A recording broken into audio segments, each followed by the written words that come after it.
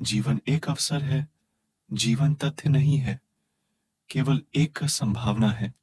जैसे बीज बीज में छिपे हैं हजारों फूल, लेकिन प्रकट नहीं है, अप्रकट है, प्रछन्न है। बहुत गहरी खोज करोगे तो पा सकोगे। पा लोगो तो जीवन धन्यवाद हो जाएगो। फूलों की सारी सुगंध फिर तुम्हारी है, और उनके सारे रंग भी, और उनकी कोमलता और उनका सौंदर्य, और उनसे प्रकट होने वाली परमात्मा की अनुभूति।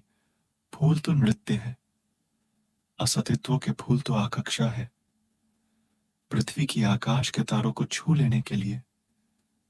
लेकिन जो बीज ही रह जाए वह अभागा है, हुआ भी और ना भी हुआ। व्यर्थ ही हुआ होने और ना होने में क्या भेद। अगर बीज ही रह जाए तो ना भी होते तो भी चल जाता। अंतक तो तब पड़ेगा जब वसंत आएगा, अंतर तो तब पड़ेगा जब फूल हवाओं में और सूरज की रोशनी की किरणों में नाचेगी। अंतर तो तब पड़ेगा जब मधुमक्खियां और तितलियां जब गीत गाएगी, उस रात से उनके पास गीत गाएगी। उस रात से अंतर पड़ेगा। फूल की बांसुरी पर जब पक्षी अपनी झुंड बिठाने लगेंगे, तब बीज को पता लगेगा मैं वस्तुगत क्या था। वह नहीं था जो दिखाई पड़ता था, वह था जो कभी दिखाई नहीं पड़ता था। दृश्य नहीं था, अदृश्य था।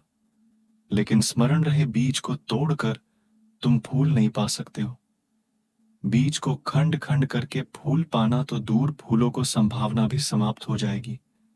और तर्क यही करता है, बीज को तोड़ता है, टुकड़े टुकड़े करता है, इस आशा में कि फूल को जान लेगा। आशा पर संदेह नहीं, मंशा पर संदेह नहीं। भावना बुरी नहीं, मगर भ्रांत है, मूढ़ है, अंधी है। तर्क बीज को तोड़ता है, सोचता है छिपे है फूल भीतर। जैसे तिजोरियों में खजाने छिपे होते हैं। तोड़ो तिजोरी, खजाने मिल जाएगी, लेकिन फूल यूं नहीं छिपे होते। इसलिए तर्क आदमी में खोजने चलता है, लेकिन परमात्माओं को नहीं पाता है। आदमी को तोड़ लेता है, हड्डी मांस मज्जा पर पाता, और कुछ भी नहीं। इस तो ना तोड़ा आदमी ही बेहतर था। कम से कम चमड़ी के भीतर व्यर्थ का कचरा तो छिपा था। तर्क उसको भी उखाड़ देता है। घाव भरते नहीं मवाद बाहर आ जाता है। फूल तो उगते नहीं, फूल तो दूर कांटों की संभावना तक असंभव हो जाती है। तर्क इस पृथ्वी पर सबसे अधार्मिक वस्तु है। इसलिए जो लोग धर्म के पक्ष में तर्क देते हैं, उनसे ज्यादा मूढ़ और कोई नहीं। विक्षिप्त है वह लोग। धर्म की खोज एक प्रेम की खोज है। प्रेम का रास्ता बिल्कुल ही भिन्न है। बीज को तोड़ना नहीं है, गहरी जमीन देनी है। जमीन से पत्थर, कंकड़, कूड़ा करकट अलग करना है। जमीन को इस योग्य बनाना है।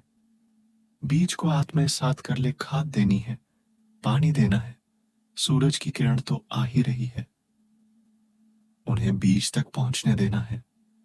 सूरज का उत्ताप अत्यंत जरूरी है, ताकि बीज में छिपा हुआ जीवन गतिमान हो सके। सूरज की अग्नि जरूरी है, ताकि बीज के भीतर छिपी अग्नि का आह्वान मिल सके, चुनौती मिल सके।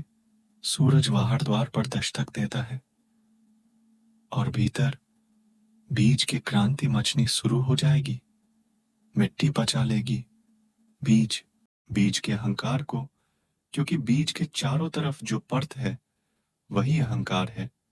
उसी के कारण बीज के और अस्तित्व के बीच बाधा है, अवरोध है, दीवार है।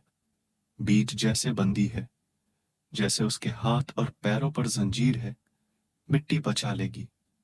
बीज की जंजीरों को मिट्टी से बनी है, इसलिए पचाना कठिन नहीं है। बीज के चारों तरफ खड़ी दीवारों को मिट्टी आत्मसात कर लेगी, आत्मोलिन कर लेगी, और बीज में बंद आत्मा को मुक्त कर लेगी। वही आत्मा फूल बनती है, वही आत्मा सुगंध बनती है, वही आत्मा आकाश की तरफ उठने लगती है। फिर उसे पूजा कहो, प्रार्थना कहो, ध्यान कहो, या जाय मर्जी है, वह कहो नाम सब गौण है। एक बात स्मरण रखना, कुछ चीजें हैं जो हमेशा जीवन में नीचे की तरफ जाती है, और कुछ चीजें हैं जो हमेशा ऊपर की तरफ जाती है, जैसे दिए की लौ हमेशा ऊपर की तरफ जाती है।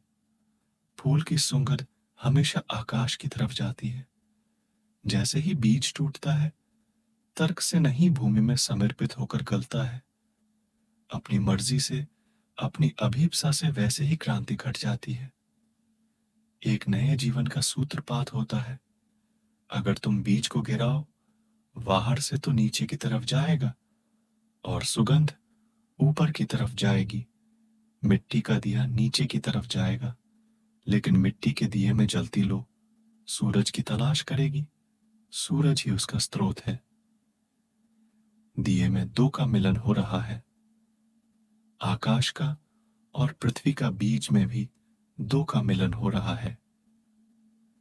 अदृश्य को और दृश्य का दृश्य पर मत अटक जाना।